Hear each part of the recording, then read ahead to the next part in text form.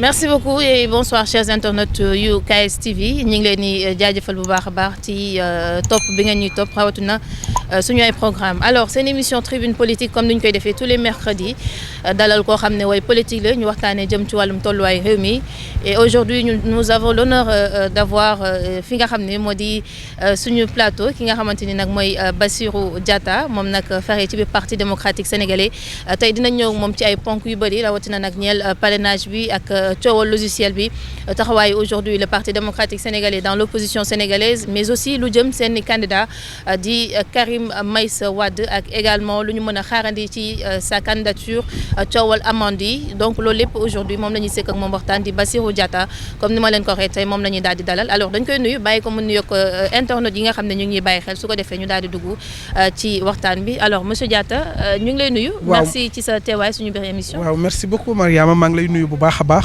di lay fay. waaw di nuyu internautes yi yëpp di nuyu sa technicien bi toujours dynamique toujours à côté du travail di nuyu bu baax a baax barab bii ñu ñëw nii sax fi ngeen ma invité nii ngeen def fen plateau bi je pense que le maire c'est Ahmed Aïdara maa ngi koy nuyu di nuyu internautes yi yëpp di nuyu waa PDS je salue le patriarche du PDS maître Abdoulaye Wade di nuyu bu baax a baax le candidat Karim Meïssa Wade c'est le futur président de la République di nuyu les militants du PDS de Guédiawaye et du monde entier partout ne pas les citer le groupe de 10 il y a un groupe de 10 nommé groupe de 10 ils sont sous la coupole sous la houlette de l'honorable député Ndeye Rama Sissoko moo leen di piloter ils sont là ils font un excellent travail la jeunesse et en plus de cela il y a l'honorable côté et beaucoup d'autres personnes donc ñoom ñëpp nuyu naa leen di leen tatagal. Très bien alors on démarre juste li nga xam moo di suñu waxtaan mais bien avant de démarrer c'est quoi aujourd'hui information boo xam ne war nga ko mën a jagleel ñi nga xam moo di internautes yi. Bon information bon je peux dire que lu gën a chaud aujourd'hui wala da nga koy denc. non ça dépend de vous li ne këtt na jonn nii moom je pense que je viens d'être promu comme le mandataire départemental de Karim 2024. Très bien loolu xanaa lu bees loolu moo bees. waaw parce que li tax mu am solo. dafa jëm ci waajal campagne bi nga xam ne incha allah fas yéene ngeen ci jëm ngir jàppale seen i candidat di Karim Meïssa Wade alors passé ngeen fu mu toll nii l'étape parrainage. ngeen di xaarandeegum lu jëm ci conseil constitutionnel ci li nga xam ne moo di candidature officielle yi nga xam ne retenir nañ leen alors aujourd'hui Karim Meïssa Wade ban lecture ngeen war a mën a am ci moom ñeel conseil constitutionnel ndax am ngeen xel mu dal ne mënees nañu ko bàyyi mu jàll parce que aujourd'hui aussi il y a donc polémique bi nga xam am na ci jëm ci amende bi ñu jàpp ni bu ko fayul amende mën na indi gàkk jëm ci candidature am. voilà merci beaucoup kooku nga tudd di Karim Meïssa Wade je pense que askan wi ko soxla fi mu ne nii on demande après lui un peu partout. ba ñu yegg si juste fii. boo gisee ñooñu ñu doon dar il nous parlait de Karim Wade. ana Karim Wade ñu ne leen Karim Wade ñenn ñi léegi si yoon bi ba ñuy départ am na ko ñu arrêté suñu oto nañu. Karim kañ lay ñëw ñu ne ko mu ngi si yéen keneen ki nañu. mais il a fait une excellente sortie pour dire aux Sénégalais que lui il est prêt c'est un homme discipliné qui a le background nécessaire pour diriger le Sénégal mais aussi qui se soucie des problèmes des Sénégalais donc kooku ngay tudd noonu muy candidat mu am processus bu ñu ko defal ba ñu yegg si fii tey mun naa tëb li ma waroon wax yëpp ma ñëw directement ci sa question pour dire que dara mënatu koo téye parce que il a franchi les étapes yu ko mënoon a gàllankoor pour mu nekk président de la République bu mujjee boobu ngay wax ba nga tudd fii këyit boobu nit ñi di amende boobu nit ñi di wax dama leen a bëgg a fàttali ni ki amende boobu lu ko indi loolu nga waroon njëkk a wax Mariama amende boobu lu ko indi lu lenn lu dul yëfu tappale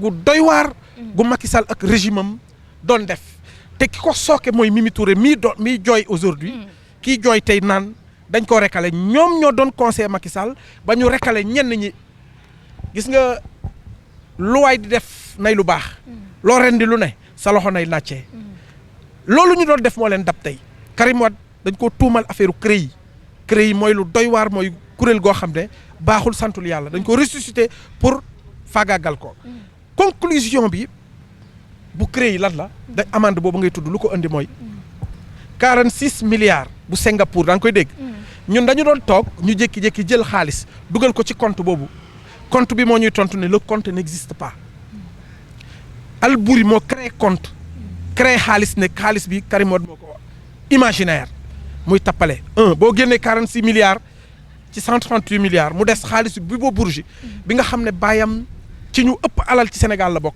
plus de 63 milliards génnee ko ca nga jël xaalisu Samba Diassé ay milliards nga jël xaalisu et cetera muy ay milliards soo ko génnee déjà xaalis bi nee na furaas beneen bi mooy loolu ñuy tudd bokkul ci 9 documents yu ñuy laaj pour être candidat au niveau de la cour par la cour constitutionnelle bokk ci kon Karim Meïssa Wade est directement candidat te franchir na étape yi d'une façon extraordinaire on a pris loolu nga ko tuddee léegi suñu parrainage citoyen yi defar nañ ko ba ñu am ay milliers et des milliers mais dañ ko teg fële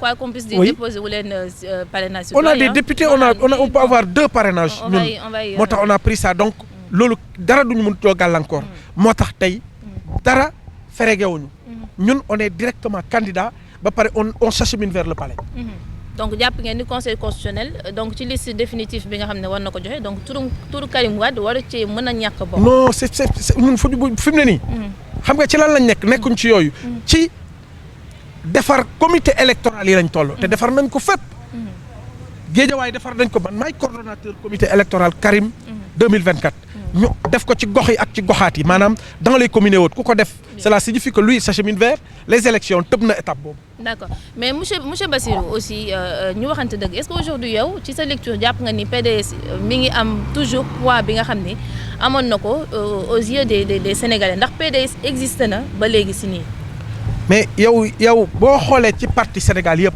c'est le PDS est le parti le plus structuré le mieux structuré. déggoo kenn ku def renouvellement yi ñu def ñun rek ñoo ko def. amul parti bi am na organisation. très bien je défie tout le monde ñun rek ñoo fi def. mais par contre poids bi nga xamante ne aujourd'hui ci kanamu sénégalais est-ce que mi ngi fi ba léegi. yow xanaa déggoo mbii coog mbaaloo bi xew ci Sénégal. waxuma la Golf Sud fii fi Géejawaay fii. mooy xëccoo gu metti gi. déggoo ko. y a une alternance générationnelle buy wane ni kii. le PDS est en train de vivre. du ma dem fa sori fii. dafa am lu bees tàq lu xew.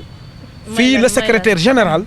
du département il s'appelle Bass Mbacké Diatta man à ma modeste personne. commune yi. commune u Ndiarème boo fa demee. da nga fay fekk Birame Sène mooy président bi le secrétaire c'est Mboup. soo demee Wakhinane l'honorable député Ndeye Rama Sissoko mooy secrétaire général bi le président c'est Mbodj. soo demee Wakhinane foofu mooy Wakhinane soo demee Sam Notaire. tu trouves Khady Dieye honorable Khady Dieye mooy président le secrétaire général c'est Nar Fall mi ma gunge si nii. soo demee Golf Sud. je suis secrétaire général le président s'appelle Samba Anne soo demee Gounass le secrétaire général s'appelle mon oncle Mbaye Diouf. Oui. La présidente c'est Oressa. loolu mooy wane ni ki ñun on existe un peu partout. PDS dafay meññ tey la gën a neex su ma la andiloon album nga gis suñu activités yu ñuy def depuis le retour de Karim ba tey depuis son exil ba tey di nga xam ni ki ñii existé nañ. ba pare ñu def renouvellement fépp di yëngatu. d'accord mais lan moo tax ci opposition bi d'habitude du ñuy dégg PDS et pourtant PDS depuis mu judd ba léegi si nii ñëpp xamee nañ ko ni ci ku jégi la féetee. mais Sénégal jamono ji toll na foo xamante ne nii bu ñu waxee opposition sénégalaise daanaka xam nga ñu bëri ñi nga xam ne ñoom lañ ciy tudd maanaam bu fekkee ñaar wala ñett mais en tout cas tudd PDS duñ leen ciy dégg lu waral ni mel. xanaa yow yaa ko ci déggul wala yaa ko dégg. non man loolu du samay wax. xam nga ku jégi. non xam nga loolu monsieur Bass du samay wax. bu ñu defoon reportage fii léegi. nga laaj opposition sénégalaise. laaj nit ñi peut-être tudd PDS même donte day ñëw. xëy na dina xaw a sori. man ak yow bu ñu jógee fii jaar nii. balaa ñoo yegg fële ñëpp man duñ ma laaj sax. suñ may gis ñu xam ni PDS a ngoog. parce que je suis un PDS de lait d'abord. musuma pousse musuma passe bi may commencé PDS ba tey léegi ma 30 ans maa ngi ci PDS mais bul jaawale une chose. parce que yow fii daanaka fii sa diwaan la. waaw voilà donc c'est très normal bu fekkee tey ji am nga fi lenn loo xam def nga fi comme parcours. waaw c'est normal que nit ñi xam na. soo demee feneen. nga fekk fa la même chose. le PDS existe un peu partout te PDS rek la ñuy waxtaane. xam nga lii nga posé nii comme question xam nga lu koy tontu. demal assemblée nationale. koo fay fekk groupe parlementaire bu gën a représentatif ñan ñoo fa nekk dudul groupe Yewwi ak groupe Wallu. waaw parce que dafa am lu ko waral loolu. mais loolu mooy opposition kon kay loolu boo ko waxee. non parce que non vous avez dit yow. non sa question bi yow yaa ne. non mais est-ce que tey jii xëy na bëgguma attardé wu ci loolu. mais xam nga loolu dalee leen bu PDS dong demoon est-ce que dina am nombre de députés bi mu am. parce que loolu coalition bi ngeen def. sous la bannière de Yewwi ki nga xam ne jiitu ko mooy Ousmane Sonko est-ce que aussi loolu moo ci joué tuuti. yaama bu ñu naxante bu ñu nax suñu bopp. non mais nekk ñu taxante déglul ma wax la le PDS le nombre de voix qu'a le PDS ñeneen ñi bokk Yewwi bu ñu ko doon séddoo entre ñun ñu raw leen ñun on a environ 500 000 voix ñeneen ñi ils ont 700 et poussière. d'accord soo ko séddalee entre ñoom xam nga ils ont benn multitude de partis moo leen constitué ñun. booy lim parti yi ànd ak wàllu. booy lim. kenn rek ngay lim. muy Mamadou Diallo. très bien. ñoom ngay lim doo ci limaat keneen. kon la ca des yëpp PDS moo ko moom. PDS dafa am presque 2 groupes parlementaires su ko neexoon am ko à l'Assemblée. cela signifie que PDS moo fi nekk. moo le PDS est représentatif ba pare on a fait des renouvellements jusqu'en profondeur dans les coins et recoins du Sénégal loolu mooy wane que le PDS est en vie. jamono ji ñu ngi xëccoo ñi nga xam ne gagné nañ leen. ils se sont retournés quelque part di tuddee seen bopp. sauvons le Sénégal xaw ma sauvons lan xaw ma naka. loolu juste pour wane ni ki émulation bu am PDS. ku ëppale voix ci renouvellement yaay jiitu loolu moo xew au PDS. kon le PDS existe le PDS est en train de vivre nañ ko nangul. d'accord nañ ko nangul alors ñu ñëw également ci beneen point muy coowal parrainage bi sànq comme ni ma ko waxee daanaka jàll ngeen ci fu mu ne nii yow jàpp nga ni conseil constitutionnel turu Karim Wade mënuñu ko xalaata bañ a génnee. lan moo tax ci dépôt parrainage yi déposé wu leen li nga xam moo di parrainage citoyen ban explication ngay joxe ci loolu. très bien tu sais dañoo nekk ci nguur boo xam ne. booy ànd ak ñoom da ngay stratégique. du ñu am fenn fuñ la wokkee parce que ñun ku ñu wokk ñu xuri la. am nañu géejawaay rek lu mat plus de 8000 parrainages yóbbu nañ ko joxe ko kii centraliser parrainage yi. ah mais xam nga loolu tamit monsieur Bassam dafa yomb. xanaa laajoo ma. si mais xam nga tamit non mais xam nga loolu tamit dafa yomb yóbbu ngeen 8000 parrain et voilà maanaam nit ñi amuñu loo xam mu ne nañu ko ci sukkandiku. waaw léegi loolu laa lay wax ni man ca nit ñooñu laa bokk dama ni. parrainage bi ñu def ci géejawaay kenn mësu koo def. dem na ba ñenn ñi doon ne ñun dañoo jël ay bongo di wër. ñun dañuy bu subaa bu ngoonee dañuy dugg ci kër yi. def parrainage. su ñu demee ba mu ne këtt na jonn on fait de l'animation politique pour que les gens sachent qu'on est là xam nga loolu lu ko waral. c'est de l'intelligence politique. nous notre candidat n'est pas là. donc il faut qu'on soit dans la rue il faut qu'on soit partout d'ailleurs notre programme était intitulé Pi présence permanente partout pour que les gens sachent que le PDS est là. Parce que notre candidat a été exilé pendant 7 ans. Quand il n'est pas là, il faut qu'il y ait une représentative dans la base, il faut qu'on soit là, il faut qu'on s'anime, il faut qu'on fasse du bruit pour que les gens sachent que le PDS est là. léegi li ngay laaj noonu mooy ñun soo ñu yeewoon guddi sax nga nañu parrainage yi dañ la koy jox parce que on a eu plus que ce qui est prévu mais par mesure de prudence par intelligence politique ñun ki ñu meññ Abdoulaye Wade la tudd xam nga luy leer jëlal say parrainage député ku ko amoon ku ne def ko nga dugal nga toog jàpp sa ñam ndagam état bi ci boppam moo def loolu rawatina na ñun ñoom ñi nga xam ne léeg-léeg dañ ciy boole tappale moo tax ñu jël ay député bien vrai que ni état bi même bu ñu leen condamné aussi def nañ massification wàcc nañ sur le terrain ak maanaam dem tase ak askan bi foo leen gis ñoom jàpp nañ ni am nañ li mu parrain bu ñu soxla mais ñoom ñoo jël dogal def leneen par contre nag yéen ñu doon gisee ñi nga xam ñoo di waa état bi gisewuñu ko noonu le parti démocratique sénégalais waaye yow yaa ma looy wax ni état bi bu defee loolu état bi moo daw loolu wax ma la ñun daw ñu ko sax ñun on avait des parrains ñun ay doublons yooyu da nga ñoo dégg fenn kenn déggul mais ñàkk leen dégg ak ñàkk leen gis moo tax ma posé la question mais moom déedéet waxawuma foofu dama ne coow li ci pindum teen bi gaaj amul baag la ñun dañoo am baag ñun dañoo am ay militants sur le terrain dañoo am une représentativité ñun foo ñu yee tey nga ne ñun nombre de parrains li nga bëgg ñu andil la ko léegi par mesure de prudence par stratégie politique on amène des députés ñu parrainel ñu jàll ca leneen c'est simple suñu neexoon ñu jël lee mais duñ fi toog di xëccoo ko mbi cook mbaaloo dañuy def directement ñu jël député yi ñu parrainé ñu dem ca leneen mais est-ce que gisoo woon ne loolu moo gën parce que aussi PDS élection yi passé amul woon candidat donc bii ngeen amaat candidat am yaakaar ne dina ñëw est-ce que gisoo woon ne tamit wala ngeen def beneen stratégie bu yees xam nga wàcc dajeek askan bi def massification boo xam ne nit ñi dinañ gis ne PDS mi fi nekkoon démb ak léegi donc ba tey mi ngi fi. PDS bi fi nekkoon moo fi nekk. dafa gën a law dafa gën a màgg parce que. tey jamono ji ñuy wax nii. toute la jeunesse karimiste qui était là, ils ont été recyclés dans le parti. Tous les sympathisants se retrouvent dans le parti, plus les anciens qui étaient dans le parti, contre PDS de Fagana Reyben. Deuxièmement, nous, on est un peu partout, une fois de plus. Nous, quel d'autre nous jungle politique? Je viens de vous dire qu'on a renouvelé un peu partout, dans les quartiers, dans les villages, un peu partout, à l'intérieur du pays, on existe. On a dépassé ce stade-là. Les nous, on avait un candidat, il s'appelle Karim Wade en 2019. Il avait rempli tous les critères. Cour constitutionnelle, il a dit, ben la amul, moi, bi ñu xamné dañoo dem assemblée nationale def fa tapalé pour mu baña jall. Ñu créer ben article pour mu bañ a am carte électeur loolu rek moo ko tee jàll. carte électeur la amuloon te il s'est inscrit ñu ñëw tëdd ko ci fichier bi tout simplement pour qu'il ne remplisse pas les critères d'éligibilité loolu mooy problème am. kon amul leneen lu ko téye. mooy cette année. il a tout il s'est inscrit il a pièces yëpp am na ko.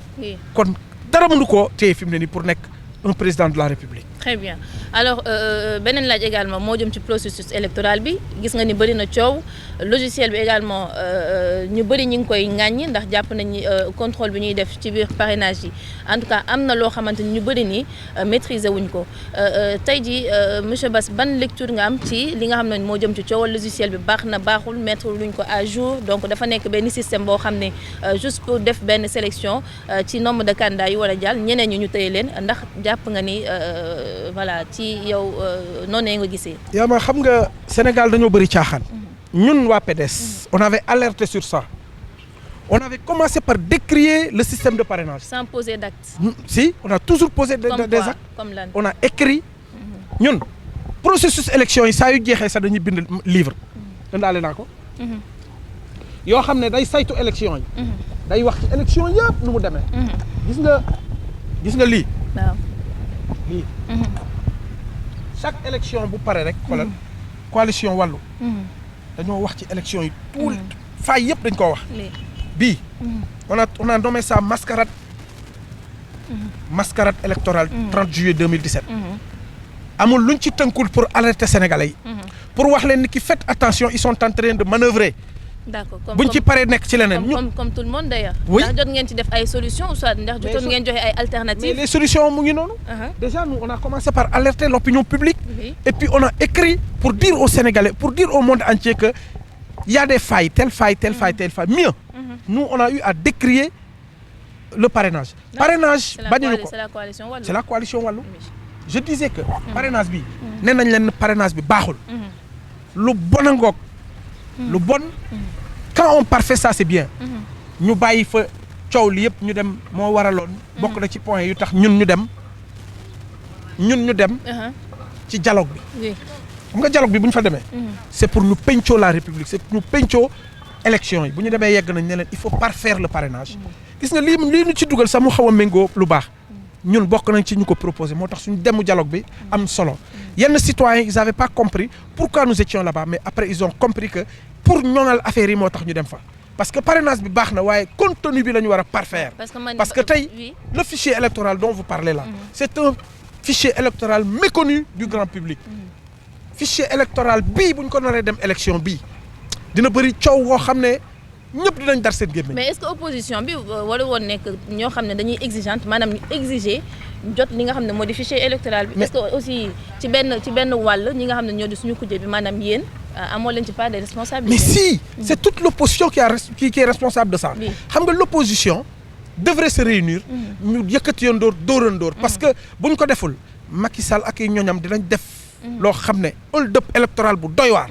te loolu ñun duñu ko seetaan te guutale yóbbee Sénégalais yi. moo tax déjà présent il faut appeler aux gens à l'unité et à réfléchir d'un fichier boo xam ne partagé. mais ñoom xam nga nu ñuy def saa yu ñu wootee kaay leen ñu sànnante xeer. ñu nga joggi ci benn xeer. Macky Sall noonu lay liggéeyee. élection yi ñu jëm nii. d'abord nous on a toujours exigé qu'il y ait une autorité neutre indépendante pour organiser les élections.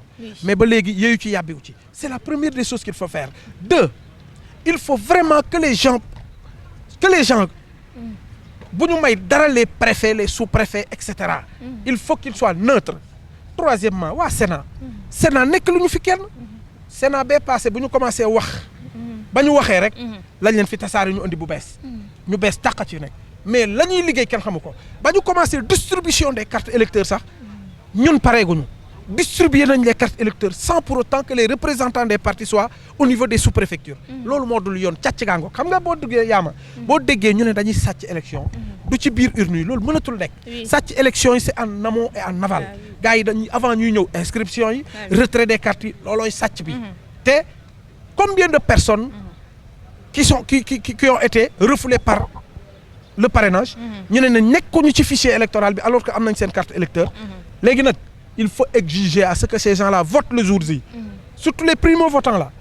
gars yi ñoom la ñu gën a ragal dafa mel ni peste seen kaw bëgguñu benn primo-votant voté. léegi doublon yi ngay dégg les problèmes laaj nga xam ne nit ki da ngay ñëw dekkul ci fichier électoral bi du lenn lu dul njuuj njaaj ji ñuy waajal kese la. waaw mais parce que man wax naa ni nee naa ñu jëmoon ci dialogue politique bi bu fekkee ni comme yéen waa PDS bokkoon ngeen ci ñi fa demoon bu fekkee ni waxtaanoon ngeen lu jëm ci wàllum parrainage bi te ngeen gisoon ne failles yi am na ngeen bàyyi ko mu dem. donc ba tey foog naa ne coow li du mun a sori parce que yéenay gàddu toute la responsabilité de la même manière aussi bu fekkee dem ngeen ca ku jega ca dialogue ba te waxtaana woo leen lii nga xam ne mooy parrainage alors que chaque élection da ngeen koy waxtaanee donc ba tey ça sera la même chose responsabilité bi yéen a koy. xanaa déggoo li ma la wax. ma ne la ñun suñu dem foofu ñun ñoo soulever point yi. balaa ñu doon dem on a décrié le parrainage que le parrainage n'est pas un système fiable. Il fallait parfaire ça. moo tax bi ñu demee ci dialogue bi on a demandé à se parfaire le parrainage. Malheureusement ñun bu ñu ko waxtaanee ba tënk ko gouvernement bi boo koy jël. gouvernement bi ils sont juges et partis. ñoom ñooy organiser des élections yi ba pare organiser seen bopp. tey fi mu ne nii wax naa la ba tey ma ne la. une autorité neutre pour organiser les élections bu ñu ko amoon dañuy saytu yëpp dañuy saytu processus bépp. muy parrainage muy le déroulement du vote ba mu yegg si ca cappaandaw la mais loolu amul. Macky Sall nee naa la dafay joggi ci benn xeer ba pare ne leen kaay leen sànnante xeer. loolu mooy problème bi c'est que Macky Sall des fois il clignote à gauche il tourne à droite. il fonce sur tout le monde. il fait ce qu'il veut. lu ko neex lay def te ñun yàgg nañ leen alerter ragaluñu lu ñuy wax nii. on a toujours dit que Macky Sall c'est pas la personne qu'il faut vraiment pour organiser ces élections là. puisque léegi yàlla def na ni moom il était contraint à partir nee na day dem. fi mu ne nii day dem bëgg bañ léegi dafa naroon a organiser lu neutre nit ñi jàll dem mais fi mu ne nii muy commencer nii tey na xel te fa ñu jëmee Sénégal du baax déjà xoolal ñenn ñu recalé ça ne s'explique pas xam nga bu ma gisee par exemple dama lay jox benn exemple rek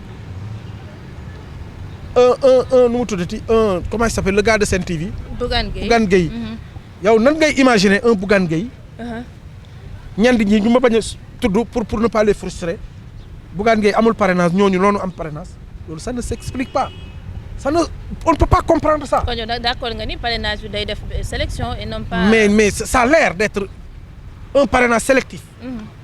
nuru na ko. dañu waxante dëgg rek. parce que ñenn ñi jàll ñu loolu c'est extraordinaire.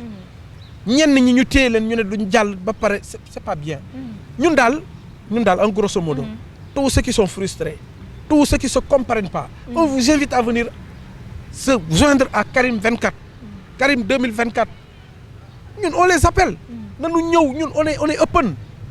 te am nañu candidat boo xam ne c'est l'un des meilleurs profils pour amener le Sénégal dans des destinées meilleures nañu waxante dëgg rek. il a de par sa façon de faire. son discours qu'il vient de faire rek montrer à suffisance que vraiment. Fara Wade Ndiaye Daaro Wade Ndiaye soxla nañ ko quoi. Et justement parlant ci discours boobu nga xam def na ko le 1er janvier. bon Karim gëjoon wax cela fait juróom-ñaari at. ba mu demee ba léegi kenn dégg ko woon mu wax alors le 1er janvier bi ñu passé moo nekkoon kaddu yu njëkk yi nga xam moom Karim Wade di seen candidat yëkkati na ko. depuis fi nga xam ne fa la daal di ne mais monsieur Bass d'accord nga ni peut-être que ni discours bi amul portée yéen bi nga xamante ni yéen a ngi ko doon xaar. Si. C'est un discours extraordinaire. Absolument bu am portée bu extraordinaire. xam nga la première des choses. mooy les gens disaient ana Karim lu tax du wax il faut comprendre que Karim est un homme d'État. Karim ne parle pas n'importe comment. du wax ba mu dugal boppam. te du wax loo xam ne nit dina dar gémmiñam bu ko déggee. c'est un homme d'État il parle poliment. naturellement il est comme ça. lorsque les gens attendaient ce discours là tout le monde était scotché ci rajo yi mu génn il a parlé de au lendemain du discours du président de la République. Mais évidemment pour montrer aux gens que tout simplement que Karim il est bon dafa ñëw agsi amul pàcc bu mu bàyyi. il a parlé aux Sénégalais de l'intérieur du pays et de l'extérieur du pays. il a parlé à la jeunesse. il a parlé au monde rural. il a parlé des aspects économiques. il a parlé de la politique même du dialogue social. il a parlé c'est l'homme qu'il nous faut pour réguler cette société qui est en ébullition. c'est l'homme qu'il nous faut pour remplacer et pour penser les plaies que le gars nous a laissées. bu ñu ko amul dañuy wooyi mbay. maintenant lorsqu'il est venu non seulement son discours nous a plu son discours a appelé à l'unité son discours est un discours rassurant un discours vraiment d'un homme d'État ça il faut l'accepter déglu nga ko. oui bon c'est très normal déglu naa ko le 1er janvier. kon kay li may wax nii mais bon xam nga question bi c'est pas nangul ma lii rek mais question bi du ndax déglu naa ko. non mais ndax Sénégalais yi dégg nañu ko. yow ci Sénégalais yi nga bokk. d'accord mais man mënuma représenter li nga xamante moo di Sénégalais yi. si si non mais question bi nga war a yow posé fu ne da ngay tourner ci dëkk bi. waaw mais question bi nga war a posé mais est-ce que askan bi dégg nañ li nga xam Karim Wade wax na moom laa lay wax nii ñun Voilà. ñiy wër saa suñ tourné ñu ne ñu bi may dugg si day daal nee naa la. dañoo arrêté suñu oto bi du ñu ne. mais sa waa ji li mu wax moom. xam nga tellement que c'est bon que. ñenn ñi di saboté naan non robot moo doon wax. amuñu lu ñu doon wax. ba ñuy wax parce que aussi en termes de communication bëri na li ñu ko ci ŋaañe. nan lañ koy ŋaañ. parce que waxin bi décor bi ak Karim Wade bi nga mënuñu ko jël en gros plan parce que li may wax ñi def communication xam nañ bu baax a baax. man ca laa bokk. mi ngi noonu donc yow voilà ci communication bi donc bëri na ci ay yoo xamante ne en tout cas nit ñi critiqué na. rien à dire c'est des jaloux. moi mes diplômes sont en communication journaliste et communicant laa am. dama ni si ils ne sont pas jaloux amuñu luñ ciy wax. parce que le décor y est. le fond de son discours est extraordinaire. La forme, le ton, le gestuel, l'habillement, xoolal la perception. Il a parlé aux Sénégalais, le contexte, le moment. Tout y est. D'accord. xoolal en conclusion le feedback même boo ko déggee li gars yi waxee à l'extérieur. tu sens nettement qu'il a capté son auditoire. moi j'ai rencontré des gens qui disent que ñun nag xam nañu ñun Karim. des jeunes moi j'habite dans un endroit woo xam ne ay collège la ñuy dem ñi dañuy jóge foofu di dem école. booy yi ma xamee ñëpp dañ ma naan grand sa candidat bi nag ñun pare dañ. ay Baye Fall yi toog di naan ay café dañ ma ne. ñoom ils sont prêts à nous rallier parce que dañoo déglu démb Karim. ils sont séduits par Karim Wade. Karim Wade est un homme poli. déglu ma il a commencé par dire que du fayanto. yaa ma xanaa loolu neex na. nee na il vient pas au Sénégal pour fayanto. il vient tout simplement pour amener sa pierre à l'édifice. il vient pour montrer aux Sénégalais que suñu ressources yi mën nañ créer quelque chose une valeur ajoutée. te Karim Wade il était dans la coopération, il était dans les infrastructures. Karim Wade, il était dans les mines. Il était dans, les gens avaient l'habitude de dire qu'il est le ministre de la terre du ciel. Oui. Parce que c'est dû à ses compétences qu'il était dedans. C'est lui qui était dans le pétrole, dans le gaz, dans les mines. Fi mu doon liggéey. moo tax on a besoin de cette personne ba pare mu ñëw mu ne leen baal naa leen. 7 ans ñu koy toroxal 7 ans ñu exilé ko. gisul sëñ ñëwul ci sëriñam. sëñ Mountakha wax na ko. demul ci way juram demul fépp mu bëgg Sénégal ñu def ko loolu. kan moo wax. kenn waxul te bu ñëw egsi mu ne baal nañ leen. loolu la Serigne Touba def Serigne Touba bu ñu ko yóbboo Gabon. ba mu ñibbisee dafa ñëw egsi. mu ne baal naa leen. am na ñu jóg ne. waa Serigne Touba yow baal nga tubaab bi si sa wàll. mais ñun suñu wàll ci yow baaluñu tubaab yi. ñun sa am na ñoo ne non non doo baale. mais on nous dit que non baale leen. ñëwuñu pour fayantu. ñun on n'est pas partisan du gatsa. loolu c'est important. nous ne sommes pas là pour bañ a fayantu. non fayantu baaxul nañu dem ca kanam. nit gis compétence am te ba pare loolu dina am bu soobee yàlla. mais balaa fayantu bi aussi dinañ ñëw ci beneen laaj boobu mais juste li ma bëgg également nga ñëw ak ñun monsieur Bass mooy jëm ci seen programme parce que xam nga aujourd'hui Sénégal bari na ci jafe-jafe yi nga xam ne ñu ngi koy dund nit ñi koo ci laaj ñu ne non beneen système lañu bëgg beneen système tey jii ngeen yor réew mi waa parti démocratique sénégalais bu ngeen yoraatee réew mi parce que jotoon ngeen ko yor bien sûr. ak Karim Wade lan ngeen gis ne moo doxul ci réew mi te ngeen fas yéene ko changer. mais te ngeen fas yéene indiwaat beneen système boo xam ne en tout cas nit ñi yaakaar na ne nañ ci gis seen bopp. xam nga li nit ñi tuddee système kenn ku nekk. le mot tu dois mettre le contenu kenn ku nekk nañ ci même contenu. mais ñun wax nañ leen ko Karim Wade bi muy def discours wax na ko. il a annoncé les couleurs. il a d'abord parlé li gën a sonal nit ñi jamono ji mooy emploi des jeunes chômage bi. xam nga tey xale yi boo gisee ñu jël gaalu looco yi di génn réew mi dañoo jaaxle. Nicaragua fi ñuy dem ñàkk liggéey a tax ñun déjà bi ñu yegsee cëpp ak maître Abdoulaye Wade il a eu à créer des structures pour l'emploi des jeunes. OFEJBAN, ANEJ, AGEP, ANAMA yooyu yëpp da ko créé woon pour résorber l'emploi des jeunes. mu ñëw ba banlieue mu ne fii la wul lee ñaay fii lay créer emploi bi mu créé OFEJBAN devenu AGEP yaa ngi may dégg mu jël jeunes yi yëpp dugal ko ci bari Macky Sall bu mu ñëwee dafa tëj structure yooyu dàq jeunes yooyu. mu ne day créer benn kii pour rationaliser ils ont échoué lamentablement parce que gis nañ fi ay kuréel yu ñu fi créé ñu tuddee leen ADER et cetera pour emploi des jeunes mais c'était des structures partisanes malheureusement. ils ont échoué. Karim Wade a dit que moom bu ñëwee Sénégal amul xaj ak seen ñëpp lay fexeel du ñu utee liggéey parce que la jeunesse est déboussolée boo gisee ñuy dem seen yoon loolu la beneen bi mooy jigéen ñi. jigéen ñi il faut aller vers l'autonomisation de la masse féminine. kenn ku nekk dañ lay utal liggéey. fond la ñuy teg kenn ku nekk mu liggéey loolu c'est lui qui le disait. qu'est-ce qu'il a dit par rapport au monde rural. la pauvreté est en train de gangréner le monde rural. il va se déployer à l'intérieur du pays. loolu mooy campagne dañu ne ñun dañu am pétrole dañoo am gaz. soo ci amul expertise nécessaire mënoo ci. les mines le pétrole le gaz. Karim Wade il s'y connaît le zircon il s'y connaît déjà. les lois doivent être il faut que ñu parfaire ko. ñu mun cee déployer wu. l'agriculture ñun sénégalais yi. suñu problème majeur la. te ñun en majorité ñun ñi ay doomu baykat lañ. ñu ci bëri il faut que li ñu am ci koom-koom yegg ci baykat yi. alalu réew bi ñuy pasare il faut que ñu arrêté ko. sur le plan économique. sur le plan financier. cette gabegie financière qui se fait sentir par le régime il faut que ñu coppi ko. l'état des libertés. tey ñaata ñoo nekk kaso. des milliers d'après Mimi Touré. Mimi Touré nee na 2500 prisonniers ñoo nekk ci kaso yi. moom nag elle a sa part de responsabilité ji yooyu. moo ko wax de il faut encadrer les libertés. il faut laisser les gens être à l'heure.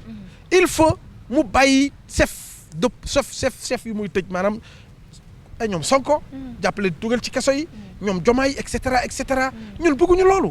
ñun on veut une émulation ñun bu ñu sañoon Sonko day bopp ñëpp bokk ñu gagné leen. xam nga lan laa gënoon a bëgg man. ñu ne mais parce que nag Sonko yéen bon Sonko moom bu bokkee opposition bi moom du am dara. pourquoi bien pouvoir ak opposition bi yëpp du am dara. parce que le constat mooy. waaw le constat heureusement que c'est un constat. bien sûr oui d'expert. oui le constat quel baromètre qui te le fait dire. mais bon dañuy wax ci li nga xamante ni moom la ñuy gis ci biir askan bi. waaw tey jii maanaam ñu bëri ci ay ndaw ñoo mënta gis Sonko la ñu àndal. loolu mooy constat général boo xamante ni nit ñëpp def nañ ko. dama ne. loolu constat de expert ay wax. wala yow mi nekk ci biir nit ñi. mais loolu kon kay sànq li kon kay sànq li ma la wax ci Karim Wade na nga ko nangu. mooy lan. nee naa la yow discours Karim Wade yi les gens se sont appropriés ce discours kontaan nañ ci. xanaa yow gisoo loolu. mais discours Karim moo wànn si ak li may wax ni. waaw parce que li tax ma ne la amul portée tey jii boo génnee ci ndaw ñi ngay dégg. mbaa ngi leen di gis ñuy waxtaan. c'est-à-dire waxu Sonko la ñuy wax. dafa mel ni projet Sonko la ñuy gën a porté. yaa ma may ma foofu c'est normal. le candidat Karim Wade n'est pas au Sénégal. il est exilé pendant 7 ans. mais c'est nous qui sommes mais looloo tax ma la koy wax. mais ku mel ne Bass Diatta aujourd'hui mi ngi fi sànq yaa ngi koy wax ak tey jii taxawaay bi nga xam ne am nga ko au niveau fii nii. waaw mais looloo jural lii. c'est ça c'est normal que notre candidat. yenn xale yi xamuñu ko. 7 ans boo ko génnee seen âge yi. ñaata moo ciy des. du bëri. c'est normal. Sonko moo fi nekk il était sur le terrain c'est normal. malheureusement def nañ ko jëf ju ñaaw. ñun d'accord ñu ci loolu. te seen militants yu bari nous on les appelle à venir travailler avec le PDS. parce que le PDS se sent de l'opposition. am na nag ñuy laa ne ñun lan la ñu sekk ak Macky Sall sekkuñu dara. ça je le dis directement ci écran. question boobu dinañ ci ñëw. sekkuñu dara dinañ ci ñëw. bien sûr dinañ kon baax ci na ñëw balaa ñuy jeexal. kon maa ngi lay déglu dinañ ci ñëw parce que aussi da ngeen jëm tamit ci li nga xam ne moo jëm élection présidentielle. campagne yu doon na te ku nekk élection am waxu premier tour deuxième tour donc loolu lépp ñi ngi xalaat ay alliés. dinañ ñëw ci laaj boobu mais juste avant ñu ciy ñëw dama bëggoon aussi nga waxal ma seen programme par rapport ak réforme yi nga xam ne am ngeen au niveau de la justice. parce que Sénégal daanaka problème yu ñu am yëpp jafe-jafe yi nga xam ne dund nañ ko ces derniers temps moo nekk suñu problème ak décision yi waddee ci li nga xam ne moo di justice sénégalaise. alors aujourd'hui yan réforme bi ngeen gis ne war nañ ko war a mën a indi coppi li nga xam ne moo di doxalinu justice bi fii ci Sénégal. mais doxalinu justice bi ñoom déjà ils ont des propositions seen syndicats bi ils vont en grève présentement ils ont un plan d'action pour aller en grève cela signifie que la justice est opprimée. Il y a une oppression qui ne dit pas son nom au niveau de la justice. Il faut d'abord aller vers les magistrats il faut que les élections soient il me déconcentre monsieur le maire monsieur le maire nu lay def noonu lay def ana nit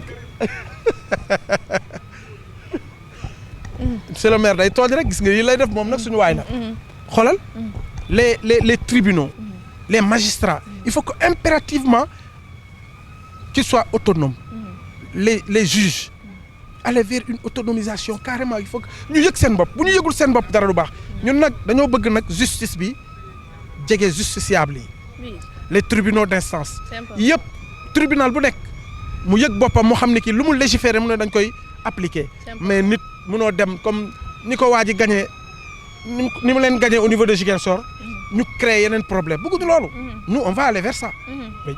alors ñu ñëw ci sànq li nga doon wax moo jëm ci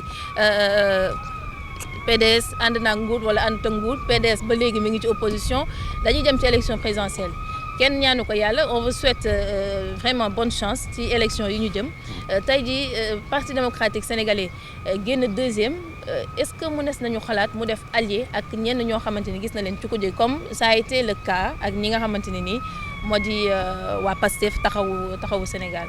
mais nous sommes de l'opposition. Oui. Nous on presse pour la paroisse de l'opposition. te duñu yegg ci loolu ñun kay ñooy ut ñu ñuy jàppale parce que ñun suñu nekkul P ñoo nekk 2 man maa la ko wax tey ngay dégg. c'est ce que j'ai dit ci 2 bi. parce que da ngeen di soxla aussi ñu leen non nous sommes de l'opposition. ñoom bu ñu jiitoo ñun ñu ànd ak ñoom mais ñoom bu ñu leen jiitoo nañu xam ne nañ ñoo ànd ak ñun te ils vont le faire parce que Macky Sall candidat am mooy Amadou Ba ça sera une continuité kenn du ànd ak moom kon nous sommes un gis nga yaama fii laa la ko waxee tey Karim Wade est le prochain président du Sénégal man maa la ko wax tey jii. kañ lay ñëw.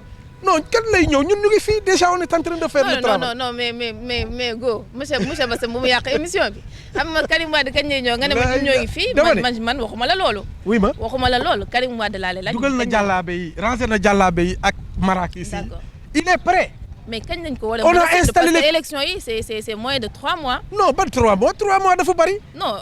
Karim il va venir d'un moment à l'autre.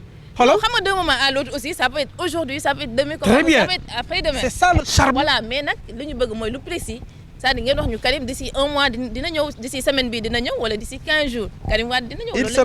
il sera là bientôt parce que ñun on est en train de s'organiser pour un retour triomphal xoolal on s'organise pour l'accueil de Karim Wade. La date ne peut pas être lâchée mais ñun xam nañ ni ki bientôt il sera là. moom aussi waxul woon sax date. non du wax date parce que loolu mooy charme bi. xam nga Sénégal ñëpp a ngi ne Karim kañ lay ñëw papaam ba muy jóge fële di ñëw noonu la woon. mais baaragalu leen bés bi Karim di ñëw maanaam du am benn ful bu topp ci ginnaaw. ah ilaaha illallah yow journaliste nga sax yaa ngi laaj na Karim kañ lay ñëw. dëkk bi yëpp léegi bu ñu yegsee fii ci mairie bi waa mairie bi ñu ngi laaj Karim kañ lay ñëw ba ñu yegsee fi un peu partout gars yi Karim la ñuy wax xanaa yaa dégg léegi daa dégg monsieur le maire dañu tooñ léegi ne Karim la ñu wax. non li may wax mooy ndax Karim xëy rek ñëw. est-ce que ragalu leen bañ a am ay nit ñoo xamante ni en tout cas dinañ ko jëlee ak ni ñu ko nammee gëj ko gis. man kay pour man le contraire ngay wax est-ce que mën ngeen a contenir la foule. loolu nga war a wax. est-ce que dina mën a contenir waaw kay loolu nga war a wax nous on soucie comment on va faire pour encadrer cette foule là nag état bi nag bu mu siisu nag nañu encadrer GMI bu leen dóor bu leen saaga yéen encadrer rek lañ leen wax ñun xeexu ñun xulawuñu dañuy jëli waa ji dañuy def marche bleue jóge aéroport dugg Sénégal mel ni lu ma bañ a tudd ba pare ñu def une tournée extraordinaire ndax mën nañoo contenir les foules ñun loolooy suñ problème mais du ndax dinañ am fi ñu loolu mooy suñ problème na nit ñi ànd ak tey yéen laay wax nag yéen Sénégalais donte ne amul date. donte ne date amul. non on va communiquer sur ça. On attend le moment opportun nee naa leen Karim Wade. Il attend toujours le moment opportun pour parler aux gens. tey boo demee ci réseaux sociaux yi il prend le temps nécessaire le moment nécessaire pour dire que lii la ñuy def. nous on va droit vers ça pare nañ lu ñu doon def. renouvellement yi secteurs yi. mais depuis 7 ans nag ci li fi xew yëpp Karim Wade ñu ngi koy soog a dégg mu wax. mais mu ngi doon wax. d'accord mais il parlait dans les réseaux sociaux. simple communiqué lay def yam ci mais Karim mi ngi soog a génne comme sortie boo xam ne génn nañ ci. mu mais loolu suñu stratégie ñun ñoo ko bëggee noonu. il faut parler que quand c'est nécessaire. Sénégalais yi yow li fi jàll yëpp c'était pas nécessaire. si il le faisait. oui xoolal chaque tabaski. day def discours chaque 31 décembre day def discours. chaque événement majeur day def discours. ku fi communiqué waaw. communiqué bu ñëw bu ne. day jaale. délégation PDS day dem jaale. boo amee ngénte sax day yónnee ay nit. il nous appelle nous fréquemment. il nous envoie des messages fréquemment. il est dans les réseaux sociaux fréquemment. waaye léegi mi ngi seen groupe bi. mu ngi suñu groupe yi su ma neexee ma woon la fii. très bien il est dans tous les groupes. et il nous parle. c'est que les gens ne comprennent pas que Karim Wade il a une sénégalité extraordinaire. gànjool la. Karim Wade dafa mën wàllam. te tu vas voir un président de proximité. tu vas voir un président qui respecte le Sénégalais. qui respecte la dégg na wolof yéen a ngi wax ak moom wolof. mais Naar Fall a ngi nii Naar ki fi taxaw léegi non damay laaj rek. moom laa lay wax ni dama lay firndeel Naar Fall mii. parce que Karim français yi muy làkk ñun sax dañu am problème pour dégg français yooyu. te Karim ni muy waxee français yow tu te demandes la question est-ce que Karim mii dina wax wolof. mais ndaanaan la Karim Wade tey maa ngi seetaan benn vidéo ci internet bu noonu naa la ko génne léegi ndaw si moo Karim Wade ñoo bokkoon classe. léegi nee na ñoo bokkoon classe Karim Wade ay wolof yu leer lay wax Karim Wade gré yooyu yëpp wolof lay lekk mais ñun xamuñu ci ba pare nag man aussi ba mu ko defee làkkul wolof. pourquoi les gens se focalisent sur le wolof. mais parce que yow ñun ay wolof lañ. mais bu ñu ay wolof te yaa ngi ni déglu nga lu mu wax ci français. mais ñun suñu émission baa ngi ni wolof lañ koy def. non pour nit ñi war a mën a dégg li nga xam ne mooy xibaar yi. mais man du ma wolof.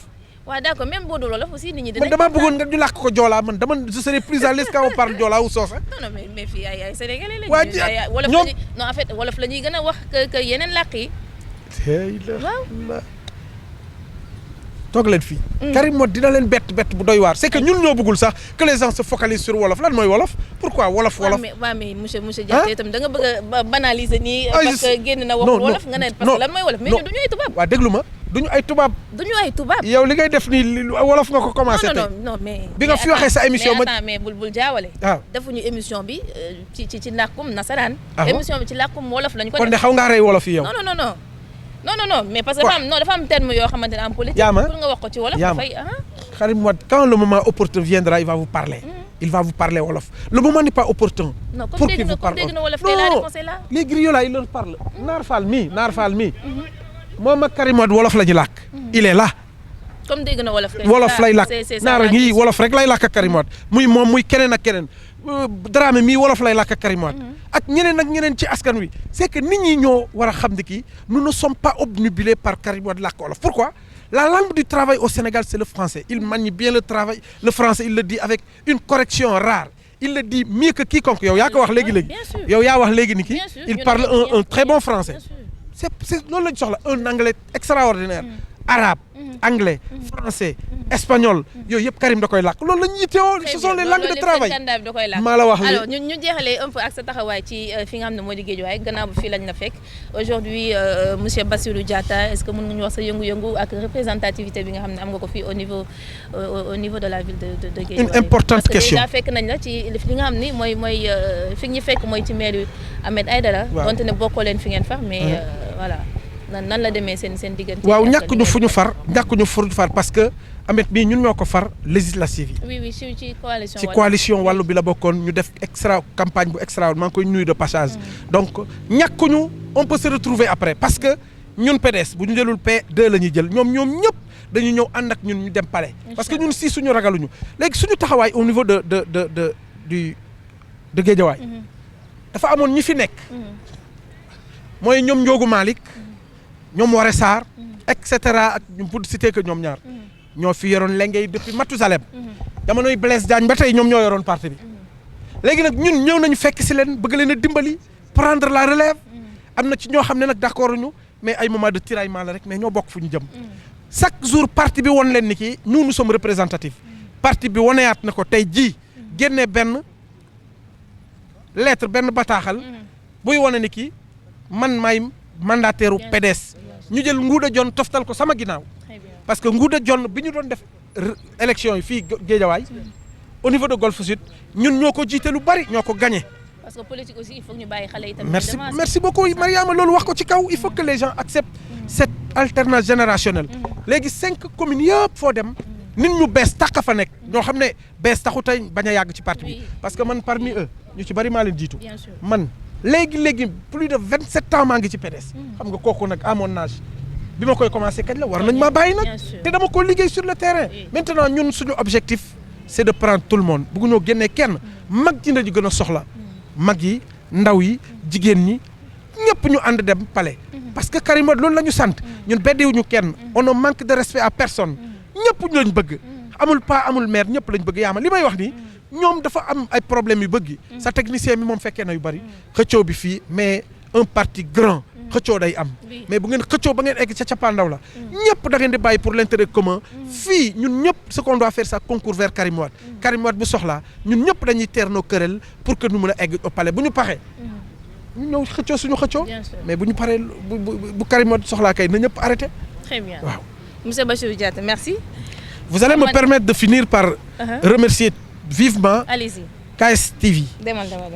li ngeen di def rafet na trop saa yu ne ba waxee leen ko sama gars yi chaque jour ñu wax ko. sama gars yaa ngi nii. ils ont une présence extraordinaire. maa ngi leen di nuyu bu baax a baax waa groupe de 10 une fois de plus. nee nañ ma du ma leen di nuyu c'est groupe de jigéen ñoo xam ne ay jigéen lañ ñu dynamique. ñu dynamique. groupe de 10 ak yaayu Karim yi. fii Guédiawaye dafa am ay maire ñu bari yoo ne ñoom ñooy yaayu Karim. Karim moo di leen di sagal fu ñu dem ñu dem fa. macha allah et les jeunes là. l'UJTL dirigé par Jaraaf. et au niveau de la commune. maanaam Golf Sud noonu. y a les Fallou les comment ils s'appellent encore les Serigne Saliou. tout le monde. donc ñu ngi ci lignée boo xam ne lancé boo xam ne bu ñu ko continuer rek kenn mënuñoo téye. très bien waaw léegi ñu ngi suñu président d'honneur présentement. mag la ñii di ne ñun taluñu mag yi dañu juum. pas Daouda Bey mooy président d'honneur bi. ki dirige présidence bi il s'appelle Modou Mboup mag la. très bien xam nga loolu nag ak xale yu tuuti ay xale yu fresh ñëw boole koog ñoom Assane Seck ñoom ñëpp ku yore suñu opération électorale bi mag la fàllu la il est à la retraite kii ñoom Khady Dieye par exemple mag la kon képp ku ne ñun dañoo ñëw pour pousse mag yi da ngay wax waxi tappale mais ñun pousse ñu mag yi on va affaire avec les anciens. Très bien. Merci beaucoup monsieur Bassirou amoon nañu en tout cas mbégte dalal suñu plateau tribune politique donc voilà c'était lui tey suñu gan moom faree ci biir parti démocratique sénégalais gis ngeen ci ponk yi nga xamante ne ñëw nañ ci ak moom mu jëm ci les dernières actualités politiques alors d'ici là di jaajëfal bu baax a baax ki nga xam ne moo di suñu caméraman DJ Go ci liggéey bi mais aussi ñi nga xam ne ñooñu dalal fii au niveau de la mairie de la ville de Guédiawaye di mairie Ahmed Aïdara tey foofu lañ defee fi nga xam moo di suñu émission alors on se retrouve inchallah semaine prochaine beneen invité ak li nga xam ne moo jëm seen émission tribune politique donc merci beaucoup au revoir.